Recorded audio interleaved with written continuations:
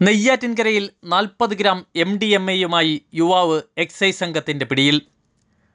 ഒളിച്ചു കടത്തുകയായിരുന്ന മാരകമായ MDMA-യുമായാണ് യുവാവ് എക്സൈസിൻ്റെ പിടിയിലായത്.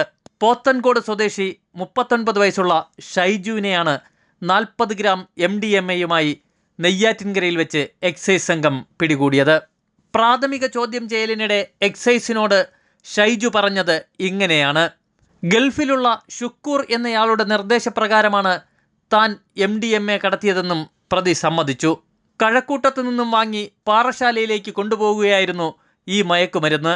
സിനിമാ സ്റ്റൈലിലുള്ള മയക്കുമരുന്നിൻ്റെ ഇടപാടാണ് ഇവിടെ നടന്നത്. ആവശ്യക്കാരന് കൈമാറേണ്ട ബൈക്കിൻ്റെ നമ്പരും ഷൈജു ധരിച്ചിരുന്ന ഷർട്ടിൻ്റെ നിറവും അടയാളമായി മുൻകൂട്ടി പറഞ്ഞുറപ്പിച്ചിരുന്നു.